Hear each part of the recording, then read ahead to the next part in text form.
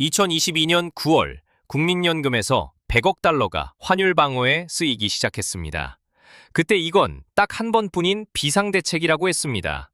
그로부터 4년, 100억 달러는 650억 달러가 됐고 한시적이라는 수식어는 조용히 사라졌습니다. 매달 여러분 월급에서 빠져나가는 그 돈이 원래 약속과 전혀 다른 곳에 쓰이고 있다는 걸 아시는 분은 많지 않습니다. 오늘 이 이야기를 끝까지 들으시면 아마 좀 불편해지실 겁니다. 2026년 3월 31일 저녁 30대 직장인 김 씨는 퇴근길 지하철에서 뉴스 알림을 받습니다. 원달러 환율 1,530원, 장중에는 1,537원까지 치솟았습니다. 2009년 3월 이후 17년 만에 최고 환율이었습니다. 김 씨는 환율이 오르면 수입 물가가 비싸진다 정도는 알고 있었습니다. 해외 직구 가격이 올랐다는 건 체감하고 있었거든요. 점심에 먹던 수입 과일 가격도 올랐습니다. 그런데 그날 벌어진 일은 환율만이 아니었습니다. 코스피에서 외국인이 하루 만에 4조 2천억 원어치를 팔아치웠습니다. 3월 19일부터 9거래일 연속 순매도였습니다. 주가는 5,052포인트까지 내려앉았습니다. 하루 낙폭만 4.26%였습니다. 김 씨의 퇴직연금 계좌에도 빨간불이 들어왔습니다. 트럼프 관세 정책이 본격화되면서 시장 전체가 흔들리고 있었습니다. 그런데 김 씨의 눈길을 끈 건 따로 있었습니다. 뉴스 한편에 작게 뜬 단독 보도 하나, 국민연금이 환해지 비율을 15%로 올리는 방안을 추진한다는 내용이었습니다. 환해지, 김 씨에게는 처음 듣는 단어였습니다. 하지만 국민연금이라는 글자는 낯설지 않았습니다. 매달 월급 명세서에서 빠져나가는 바로 그 돈이니까요. 1,540조 원이 넘는 거대한 기금, 세계 4위 규모의 연기금입니다. 김 씨는 기사를 끝까지 읽지 않았습니다. 무슨 뜻인지 몰랐거든요. 그날 밤 김 씨는 월급 명세서를 꺼내봤습니다. 국민연금 공제액이 찍혀 있었습니다. 매달 빠져나가는 돈, 그 돈이 모여서 1,540조 원이 넘는 기금이 됐습니다. 그런데 그 돈이 지금 어디에 쓰이고 있는지 김 씨는 한 번도 궁금해한 적이 없었습니다. 환해지, 낯선 단어죠. 그런데 이게 뭔지 알게 되면 꽤 불편해지실 겁니다. 시간을 되돌려 보겠습니다. 2022년 여름, 그의 환율은 미친 듯이 올랐습니다. 미국이 금리를 급격하게 끌어올리면서 달러가 전 세계 돈을 빨아들이고 있었거든요. 원화 가치는 빠르게 무너졌습니다. 수출 기업이든 수입 기업이든 비명을 질렀습니다. 외환 시장은 혼란 그 자체였습니다. 당시 김 씨는 아직 환율에 관심이 없었습니다. 하지만 정부 안에서는 비상등이 켜져 있었습니다. 뭔가 손을 쓰지 않으면 안 되는 상황이었습니다. 그때 정부가 꺼낸 카드가 있습니다. 국민연금과 한국은행 사이에 100억 달러 규모의 외환 수합을 체결한 겁니다. 2022년 9월의 일이었습니다. 환해지라는 게 뭔지 쉽게 설명하겠습니다. 미국 여행을 앞두고 있다고 생각해보세요. 지금 환율이 1,300원인데 출발은 3개월 뒤입니다. 그 사이에 환율이 1,500원으로 뛸 수도 있잖아요. 불안하니까 지금 환율로 미리 장가두는 겁니다. 미래의 환율을 지금 확정하는 약속.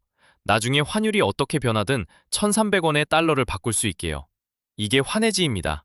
국민연금도 같은 원리입니다. 국민연금은 해외에 투자한 돈이 882조 원이나 됩니다. 기금 전체의 57%가 해외 자산이에요. 해외 주식에만 569조가 들어가 있습니다. 해외 채권과 대체 투자까지 합치면 882조입니다. 이 어마어마한 돈이 달러와 유로로 묶여 있습니다. 환율이 움직이면 이 돈의 원화 가치가 출렁이거든요. 이 위험을 줄이겠다는 취지였습니다. 그해 12월 국민연금 돈을 어디에 쓸지 결정하는 기금운용위원회에서 환해지 비율을 0%에서 10%로 올리기로 의결했습니다. 원래 국민연금의 원칙은 환율 변동을 감소하고 장기 수익을 극대화하는 것이었거든요. 환해지 비율 0%가 기본이었습니다. 환율이 오르든 내리든 신경 쓰지 않고 30년을 내다보는 투자를 하겠다는 철학이었습니다. 그래서 이때 붙인 이름이 있었습니다. 한시적 비상대책. 올해만 쓰겠습니다. 위기 상황이니까 한 번만 예외적으로 쓰겠다. 충분히 납득할 수 있는 이야기였습니다. 김 씨도 이 뉴스를 봤다면 고개를 끄덕였을 겁니다. 그리고 딱 1년 후, 같은 회의실, 같은 자리에 앉은 사람들이 또 같은 말을 했습니다. 올해만 쓰겠습니다. 2023년 4월, 한시적이라던 그 제도가 연장됐습니다. 그것도 규모를 350억 달러로 키워서요. 처음 100억 달러의 3.5배입니다. 올해만 쓰겠다고 했습니다. 그런데 또 쓴 겁니다. 김 씨가 이때 뉴스를 봤다면 아마 넘어갔을 겁니다. 연장이라는 단어에 별 감흥이 없었을 테니까요. 2024년 6월, 이번에는 500억 달러로 불어났습니다. 이번이 마지막이라고 했습니다. 이쯤 되면 패턴이 보이지 않습니까? 정말 마지막일까요? 아닙니다. 같은 해 12월 650억 달러가 됐습니다. 6개월 만에 또 늘어난 겁니다. 2022년 처음 시작했을 때의 6.5배입니다. 100억으로 시작한 돈이 650억이 된 겁니다. 마지막이라더니 또 늘어났습니다. 여기서 끝이 아닙니다. 2025년 12월에는 이 제도를 2026년 말까지 추가 연장하기로 결정했습니다. 심지어 기금운용위원회를 따로 소집하지 않아도 기금본부가 수시로 환해지를 발동할 수 있도록 권한 위임 체계까지 만들었습니다. 절차마저 간소화한 겁니다. 비상대책이라면서 비상이 아닌 때에도 쓸 수 있게 만든 겁니다. 한번 정리해 보겠습니다. 2022년에 올해만 쓰겠다고 했습니다. 2023년에 한 번 더 쓰겠다고 했습니다. 2024년에 이번이 마지막이라고 했습니다. 2025년에 또 연장했습니다. 4번의 약속이 있었고 4번 모두 깨졌습니다. 처음에 이 제도를 도입할 때 뭐라고 했을까요? 한시적 비상대책이라고 했습니다. 한시적이라는 말은 잠깐이라는 뜻입니다. 그런데 4년이 지났습니다. 100억 달러가 650억 달러가 됐습니다. 비정상이 새로운 정상이 된 겁니다. 그리고 이 결정 과정에서 여러분에게 물어본 적이 있었나요? 동의서에 서명한 적이 있으세요? 설명을 들으신 적이 있으세요? 매달 월급에서 빠져나가는 돈인데 그 돈이 어디에 어떻게 쓰이는지 한 번이라도 통보를 받으신 적이 있으세요? 그런데 진짜 문제는 따로 있습니다. 이 카드, 효과가 있기는 한 걸까요? 한국은행 이창용 총재가 이런 취지의 말을 한 적이 있습니다. 패를 닦아놓고 게임하는 것은 효과가 없다. 덜 투명하고 전략적으로 접근해야 한다고요. 무슨 뜻일까요? 포커를 생각해보세요. 상대방이 내 패를 모르니까 배팅이 의미가 있는 겁니다. 그런데 만약 내 카드가 전부 보인다면요? 아무리 좋은 패를 들어도 전혀 소용이 없겠죠? 환해지도 마찬가지입니다. 시장이 모를 때 효과가 있습니다. 그런데 국민연금이 환해지를 한다는 사실을 시장 참여자 모두가 알고 있습니다. 규모가 얼마인지 알고 언제 발동하는지도 압니다. 패가 다 보이는 포커 게임이나 다름없는 겁니다. 그래서 실적을 봐야 합니다. 패가 보이는 상태에서 게임을 했으니 결과가 어땠을까요? 2024년 환해지 결과는 마이너스 1조 1361억 원이었습니다. 1조가 넘는 돈을 날린 겁니다. 2025년에는 1036억 원 이익이 났습니다. 하지만 전년 손실의 10분의 1도 회복하지 못했습니다. 비용 구조도 봐야 합니다. 환해지에는 수수료가 붙습니다. 스왑 포인트라고 하는데 쉽게 말해서 환해지를 유지하는 데 드는 비용입니다. 이 비용은 한국과 미국의 금리 차이에서 나옵니다. 지금 그 차이가 1.5%포인트입니다. 환해지를 유지하는 것 자체가 돈이 드는 구조인 겁니다. 그리고 2026년 3월 31일 환해지를 운영하고 있는 상태에서도 환율은 1,530원을 찍었습니다. 역대급 환율 방어 카드를 쓰면서도 17년 만에 최고 환율을 막지 못한 겁니다. 다음날 환율은 1,501원으로 내려왔지만 그건 미국과 이란의 정전 기대감 때문이었습니다. 환해지 덕분이 아니었습니다. 이틀 뒤에는 다시 1,520원을 넘겼습니다. 카드를 꺼내놓고도 효과를 보지 못한 겁니다. 김 씨가 처음 무시했던 그 뉴스, 환해지라는 단어가 이제 좀 바르게 보이기 시작합니다. 그러면 다른 나라 연기금은 이 문제를 어떻게 풀고 있을까요?